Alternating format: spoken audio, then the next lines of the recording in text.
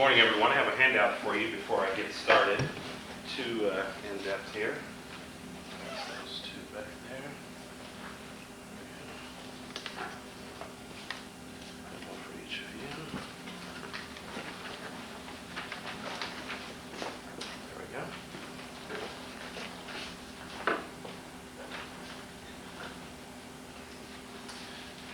You getting the lights here. My name is Napoleon. I am a licensed amateur radio operator. What that means is I spend a lot of money, not quite as much as Ian probably, on toys, like ham radios and things like that, so that I can talk to people all over the country. Like I said, I am a licensed amateur radio operator by the FCC. My call sign is November 0 X-ray Lima, or N0XXL. We use phonetic alphabet when you say your call sign so that people understand if it's noisy when you're talking on the radio. Sometimes it's easier to understand the phonetics than it is to just understand N0XXL. So that's why I say it that way. We're sorry. Due to network congestion, we cannot complete your call at this time. Please try your call again later. TWC 11. How many of you have ever heard that on your cell phones, or how many of you in here originally actually have cell phones? Can I see a show of hands? So most of you have cell phones, and you've probably heard that at some point that you were not able to get a signal. During some of our major natural disasters, the attacks on the World Trade Center, the Hurricane Katrina down in New Orleans, one of the big issues were that cell phones, as well as some of the landline communication, was not able to get through.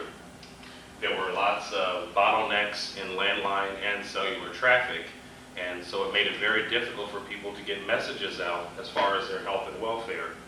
Sometimes they were reduced to posting messages on message boards, hoping that their loved ones would see them, or that someone would say, hey, I'm still alive and well down here in New Orleans.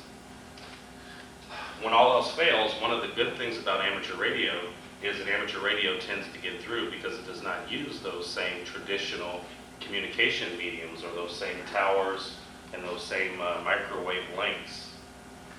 This is a shot of a group of people that go out and they put these antennas up in some green space so that they can hook their radios up and provide emergency communications. It's a reliable coast-to-coast communication. There are about 600,000 amateur radio operators in the United States, and since it's all volunteer, you will see people with all different types of equipment. Like I said, everything from small handheld radios like the one I'm holding here, to a mobile type radio that you can put in your vehicle, and it's more of a permanent mount, a little higher power than a handheld radio. And then you also have the base station type radios, the larger radios such as this. And when you have these, you put your antenna on your roof of your car or the roof of your house, and it just increases the range that you can communicate. Amateur radio is both a service and a hobby.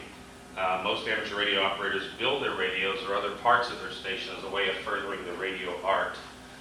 Just like you all may have hobbies that involve building things or doing things, with amateur radio, you don't have to go to the store and just buy one of these radios for a couple $100. You can actually get parts and build your own. And a lot of hams prefer to do it that way. Anyone who passes the FCC test can be a ham radio operator. They're ham radio operators as young as 7 or 8 years old, with a lot of coaching from their parents probably. And they're hams that are in their 80s and 90s and probably beyond. During major disasters, this was a shot from the Ladysmith tornado. Anytime there's a declared disaster or emergency, hams generally will mobilize, off of their own dime and load up their stuff, and they will volunteer to work in an emergency operations center that may be in the affected county. And we support federal, state, or local government operations. One of the other things that we've done, this is People in Pause, a search and rescue organization in Milwaukee. A couple of years ago, we helped with the search for Alexis Patterson, who was missing up there, and we provided some of the communication support for that search and rescue operation. The only way to do this, you'd have to practice. Practice is very important. So what we do is annually we do an event called Field Day, and we will set up our equipment, and people come from all over the community that are hams, and we'll set up antennas, we'll put up tents, and we will make contacts with other ham radio operators all over the country. And your points are scored at the end of the contest to see how well you communicated. This past summer, I worked for several hours in Milwaukee at Whitnell Park and made contacts to all 50 states, probably somewhere in the neighborhood of 200 or 300 just for myself. From coast to coast, messages are passed to hone our skills. This is a shot of some ham operators that are in New England, and they're doing the same thing that we do here. And they have their little handheld radio here, eating McDonald's, because you have to simulate that you are in an emergency situation, so you're not going home every day and sleeping in your own bed and eating out of the refrigerator. So you're doing the best you can with what you have. The conclusion is the Federal Emergency Management Agency states that everyone in an affected area during a disaster is responsible for the first 72 hours after an emergency. A lot of people were in an uproar because during Katrina, FEMA was not there within 2 days after the hurricane came through. It's not their responsibility to do that. Everyone is responsible for maintaining their own safety for the first 72 hours, and that includes having shelter, water, supplies, communications. Traditional communication networks are often overburdened during a disaster because, if you have someone in an affected area, you're going to be calling there to find out how they are. The first responders in the area are going to be using those same networks to coordinate rescue efforts. So there's a lot of traffic going on over a lot of the microwave links and the cellular and landline communication links.